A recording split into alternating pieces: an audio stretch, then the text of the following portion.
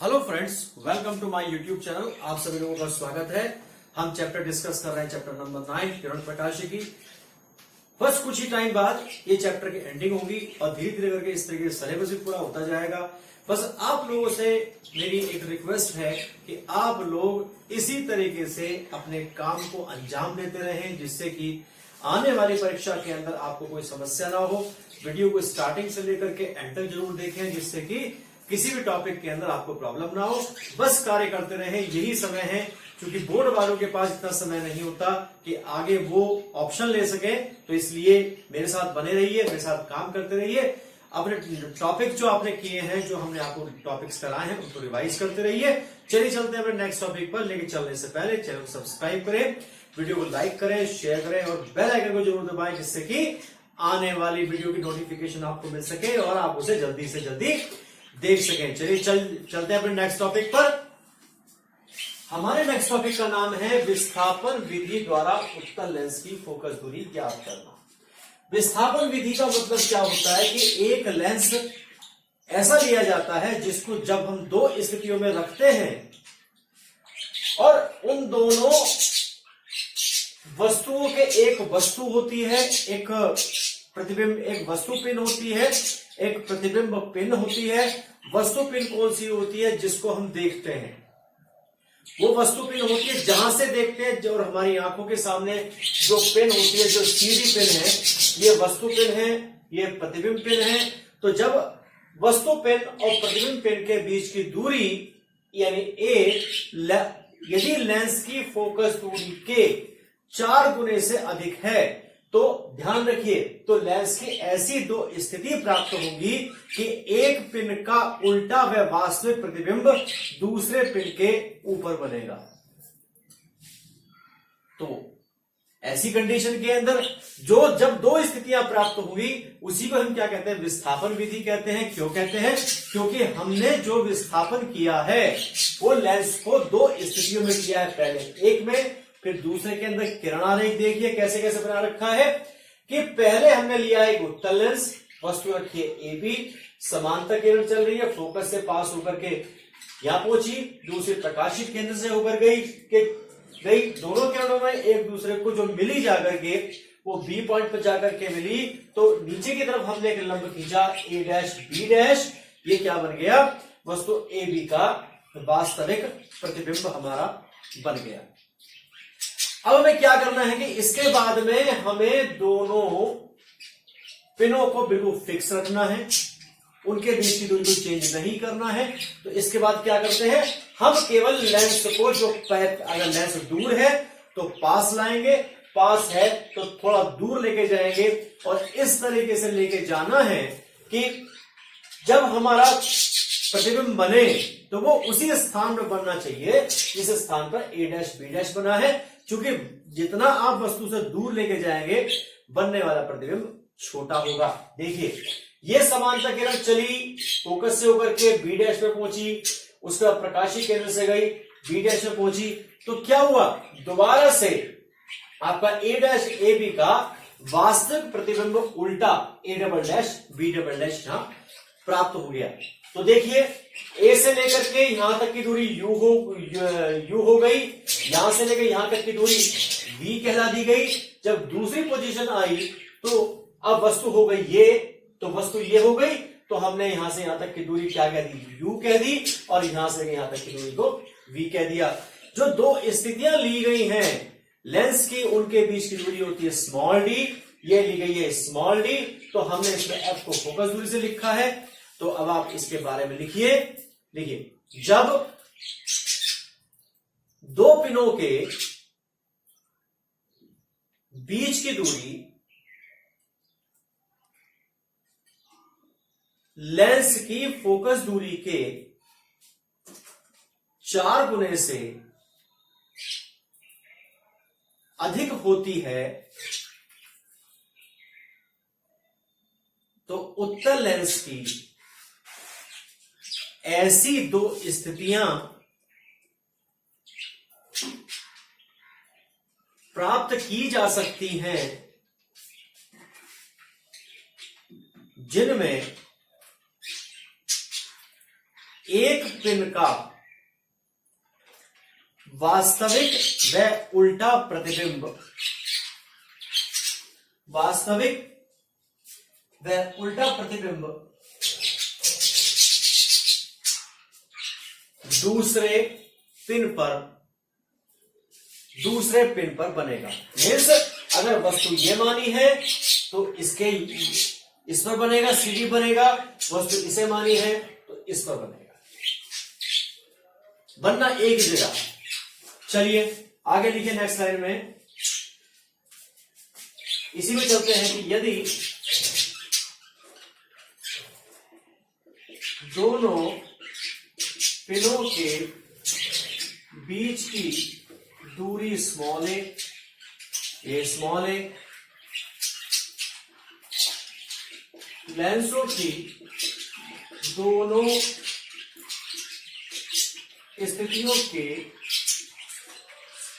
बीच की दूरी small D व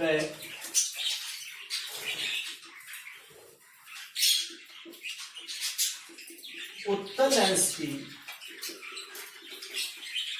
फोकस दूरी स्मॉल एफ तो होता है स्मॉल एफ बराबर A square minus B square upon 4 A square minus B square upon 4। इसकी उत्पत्ति देख लेते हैं, यानी इसका प्रूफ देख लेते हैं। चित्र से आप एक बात नोटिस करिए कि u और v दोनों का योग इनके बराबर है। a बराबर है u प्लस v के, चाहे आप u और v इसकी बात आप कर लें तो दोनों का योग a के बराबर ही होगा, तो यहां से यहां तक की दूरी हो गई। अब बात हम करते हैं इन दोनों के बीच की दूरी। अगर हम इस दूरी में से ये दूरी घटा दें तो ये दूरी शेष बचेगी, तो हम क्या लिख सकते हैं d बराबर v minus u। Second equation. अब हमें क्या निकालना है, फोकस दूरी का सूत्र निकालना है, तो उसके लिए हमें u और v की आवश्यकता होगी। तो पहले क्या करते हैं, दोनों को हम जोड़ देते हैं। 1 + 2 जब जोड़ेंगे तो क्या होगा, a + b आ गया, a + b आ गया तो u से u कट गया तो हो गया 2v, implies that v is equal to a plus d/2 आ गया। अब इसके बाद हमें क्या करना है, इसके बाद हमें जो निकालना है वो निकालना है u के लिए 1 में से सेकेंड घटा दो, इसमें से ये घटाएंगे तो v वाला पद कट जाएगा, तो a माइनस डी बराबर होगा 2u के, implies that u is equal to a minus d/2 आ गया आपका।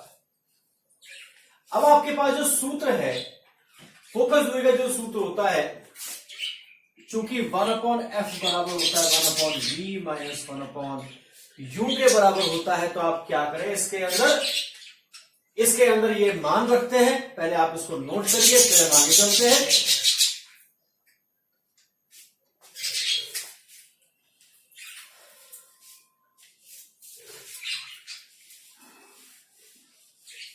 किरण आरेख के अंदर, किरण प्रकाशिकी के अंदर आपको स्पेशली ये जरूर ध्यान रखना पड़ेगा कि किरण आरेख आपका प्रॉपर बना होना चाहिए। तो देखिए 1/f बराबर पहले है v कितना है 2 आ गया a + d minus 2/a minus d, क्या लघुत्तम आएगा, a + d आएगा, a माइनस डी आएगा, और साथ में 2 तो कॉमन आना ही आना है। तो इसके बाद क्या किया जाए भाई, इसके बाद किया ये जाएगा कि इसको क्रॉस मल्टीप्लाई लिया जाएगा, cross multiply a minus D minus a minus D.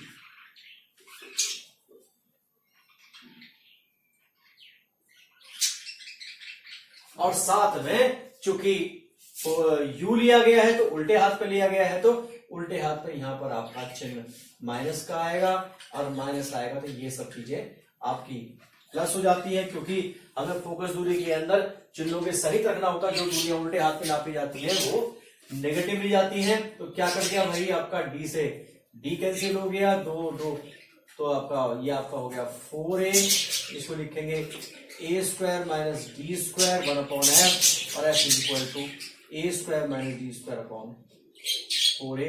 इस तरीके से हमने जो सूत्र लेके चले थे उसका निगमन हमने कंप्लीट किया। इस टॉपिक को नोट करें।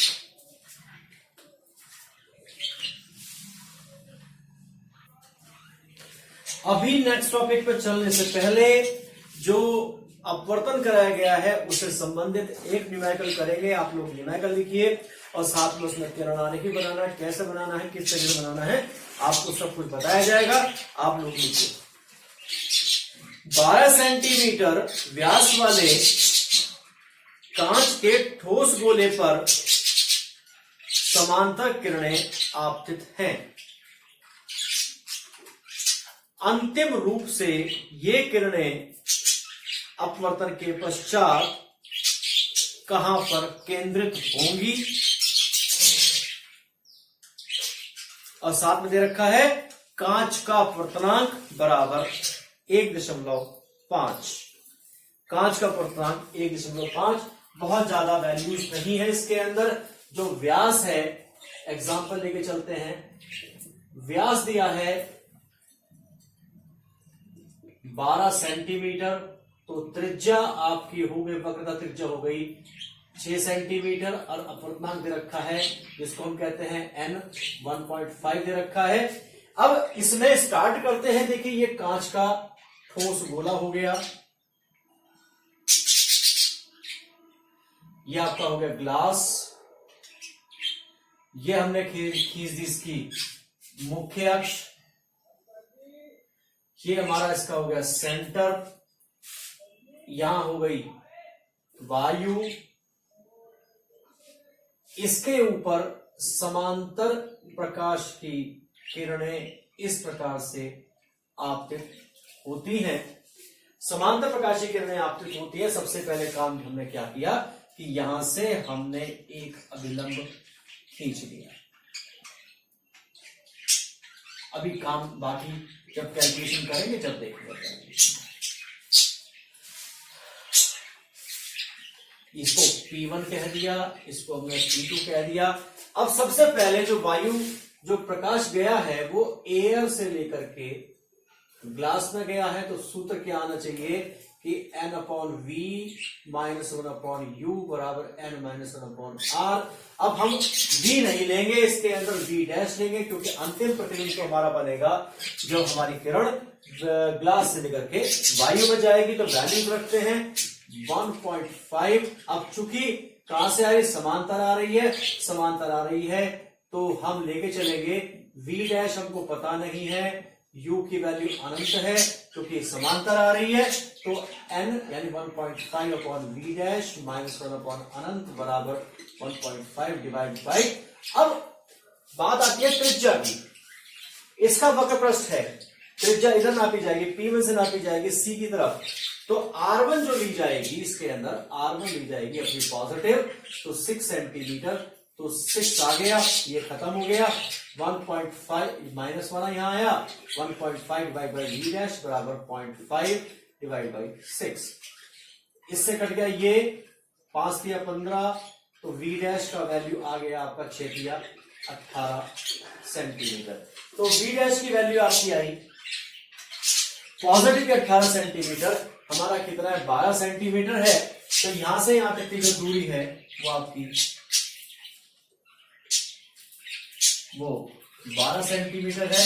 तो कितना आया 18, तो इसका मतलब है बाहर निकल गया। बाहर निकल गया तो हमने यहां पर इसको मान लिया I' और यहां से यहां तक की दूरी हो गई, तो ये 6 सेंटीमीटर होम, और हमने इसको आगे की तरफ बढ़ाया 6 सेंटीमीटर टोटल, ये जो 18 सेंटीमीटर हमारा हो गया। अब देखिए यहां तक पहुंचना है, तो प्रकाश किरण इस तरीके से जाएगी और डॉटेड करके यहां मिलेगी, और इसी तरीके से प्रकाश किरण यहां जाएगी और डॉटेड करके यहां पर आकर के डॉटेड करके इसलिए किया हमने, क्योंकि कारण क्या है, कारण उसका ये है कि प्रकाश किरण जा रही है, अभी तो वायु से लेकर कांच में जा रही है, तो फाइनली बाहर नहीं निकली। तो फाइनली बाहर से जब निकलेगी, जब ग्लास से लेकर के वायु में जाएगी तो ये हमारा एक आभासी बन गया। अब क्या किया भाई हमने यहां से एक अभिलंब और खींच लिया यहां के लिए। अब क्या करते हैं, आई डैश दूसरे पृष्ठ के लिए आभासी वस्तु का कार्य करेगा। आभासी वस्तु का कार्य करेगा, जब करेगा तो दूरी होगी यू डैश होगा P1 P2 I dash 6 centimetre positive में है। R2 कितना होगा, यहां से लेकर के इधर नापेंगे हम, और नापेंगे तो हो गया माइनस का 6 सेंटीमीटर, और I हमको पता नहीं है, और हमें जो V निकलना है उसके बारे में हमें कोई जानकारी नहीं है। अब किरण जा रही है ग्लास से एयर में, तो सूत्र होगा 1/v माइनस n/u डैश बराबर 1 माइनस n/r। ये हमारा दूसरा सूत्र होगा जब सघन से लेकर के विरल में ये पहुंचे। तो इसको कैसे कैलकुलेट करेंगे, इसको कैलकुलेट करने के लिए v हमें पता नहीं है, n की वैल्यू 1.5 है, इसकी वैल्यू माइनस पॉजिटिव में ली गई है तो 6 हो गई। 1 माइनस 1.5 डिवाइड बाय माइनस का 6, दोनों ही 6 है। चलिए इसमें आगे करते हैं, यहां पर 1/v, और देखो यहां से 15 चौका 60, 4 तो माइनस का 1/4 बराबर, अब माइनस माइनस प्लस हो जाएगा, 1.5 में से 1 गया माइनस का 0.5, तो कितना बचेगा 0.5 डिवाइड बाई 60, 60 हो गया, और 12 पंजे 60 हो गया। 1/v बराबर 1/4 प्लस 1/12 कितना आ जाएगा 12, 3 प्लस 1 4, 4/12 यानी 1/3 implies that v is equal to 3 centimetre. अब 3 सेंटीमीटर कहां से नपा, ये नपा है P2I। अब जहां फाइनल प्रतिबिंब बनेगा P2 से I तक पॉजिटिव आया है, तो यहां से यहां तक की दूरी 6 सेंटीमीटर है, तो इसके मिडल में हमने लिया, तो यहां हमारा I बन गया, और यहां से चलने वाली जो फाइनल किरण है ऐसे जाकर के यहां पर आकर के, तो इस तरीके से ये हमारा किरण आरेख प्राप्त हुआ, और यहां से लेकर यहां तक की जो दूरी हुई वो आपकी 3 सेंटीमीटर की दूरी हुई।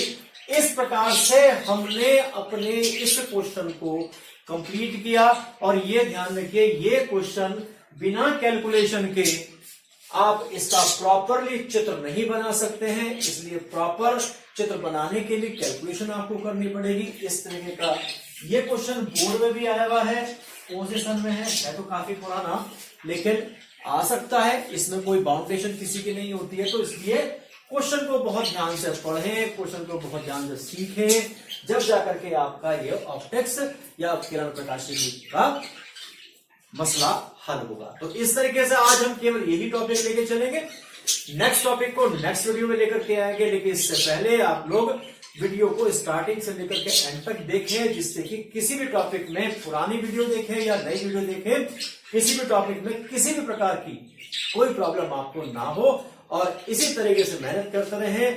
भविष्य आपका उज्जवल है, आपके हाथ में है, केवल आपको मेहनत करनी है।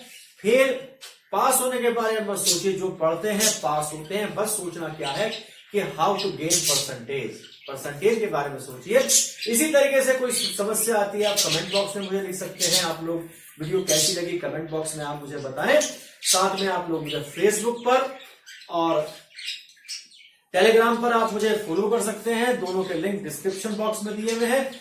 मेरे साथ बने रहिए, नेक्स्ट टॉपिक के साथ आएंगे नेक्स्ट वीडियो में। इतने आप लोग काम करते रहें, हंसते रहें, मुस्कुराते रहें, खुश रहें। Thank you for watching.